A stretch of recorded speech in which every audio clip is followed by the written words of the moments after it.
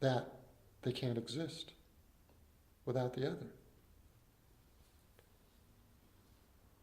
I just, and I think everything is like that. On some level, everything needs everything else, and everything requires everything else to be there. I don't mean to repeat myself, but again, I think it's important to really investigate the idea that the entire universe exists because everything in it exists. To take one thing out causes the whole system to collapse. If there weren't neutrons, if there weren't whatever, pick anything. I mean, a lot of people sit there and say, well, we could do without flies. No, we can't. We could do without mosquitoes. No, we can't. Everything has a role. And we think, I think a lot of people think, that just because they don't know something, they think, well, then it's like saying we don't need mosquitoes. Well, I can't think of a reason why we should have mosquitoes. They're annoying. So they shouldn't exist? I mean, all that tells me is you don't know why they exist. You don't know what the interrelationship is. You don't know that disease needs to be spread and that things have to die in order for things to live. It's a closed system. Everything is interdependent on each other. Everything coordinates with each other so that everything can exist.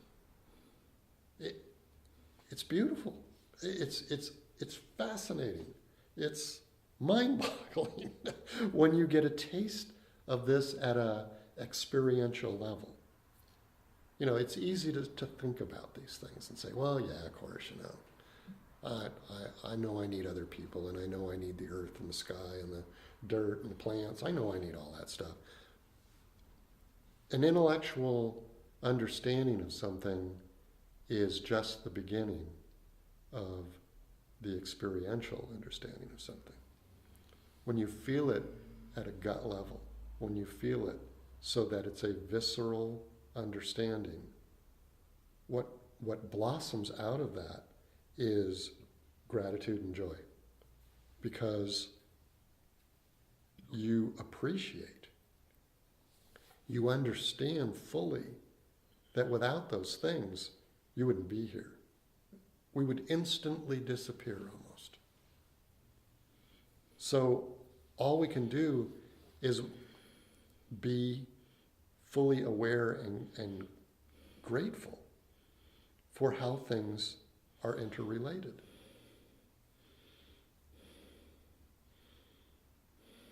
It's easy, but not pleasant, to walk through this life without considering these things. Life, because you can live a life, an unexamined life, or an unlived life. It can be done. I mean, people do. Many people do it. They walk through this life and they die, and they never really connected with what was going on. Oddly enough, it's a shame on one level, but obviously there's a reason for it on another. Not everybody can understand. There must be non-understanding for understanding to exist.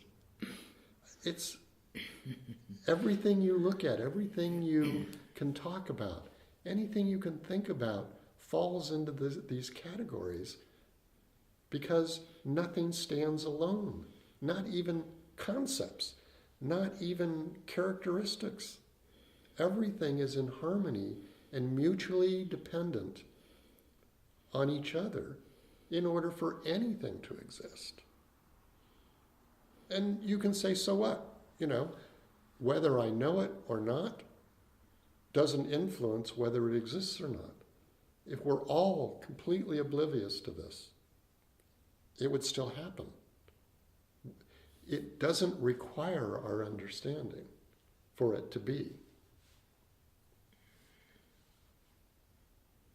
But if we're going to live a life that feels purposeful and is meaningful, the more we understand, then the less fear and anxiety we're going to have about what we live in. Those that don't understand live in fear because they don't see the necessity for everything. When you see the necessity for everything, there's no fear anymore. There just isn't. Because you understand that everything that happens must happen. We don't have, even to understand that won't tell us why things happen. So there's these different levels of understanding. Understanding in a strange way is really, I think, acceptance.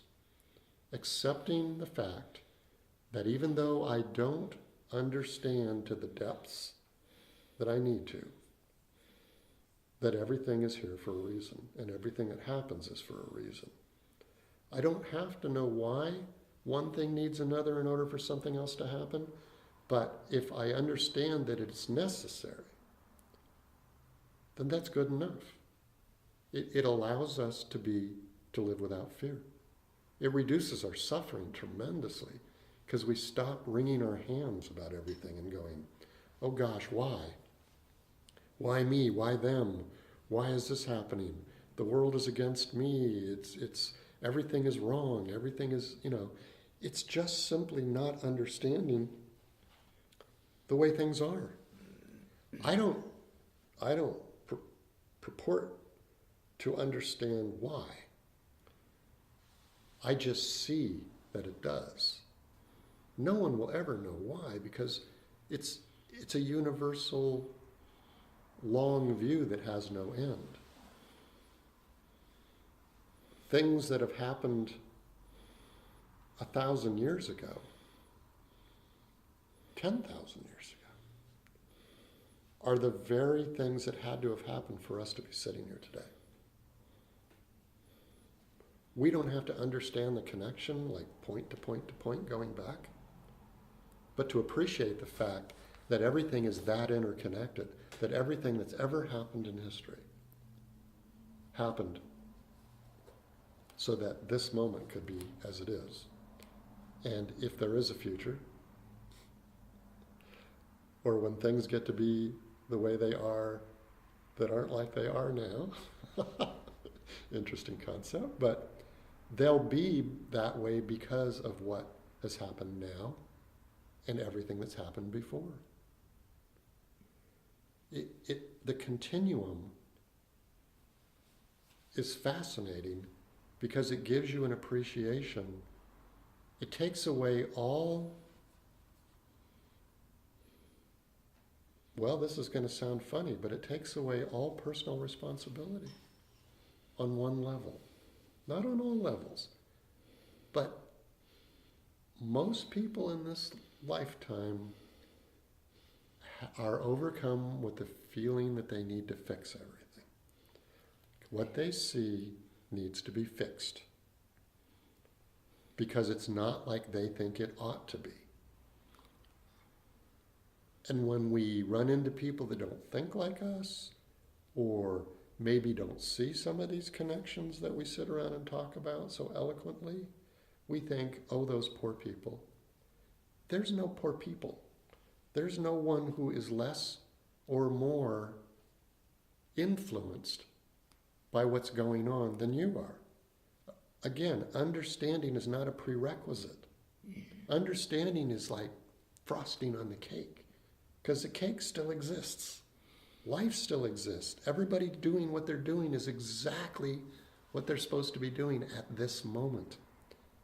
And everyone has the choice and opportunity to do something else in this moment.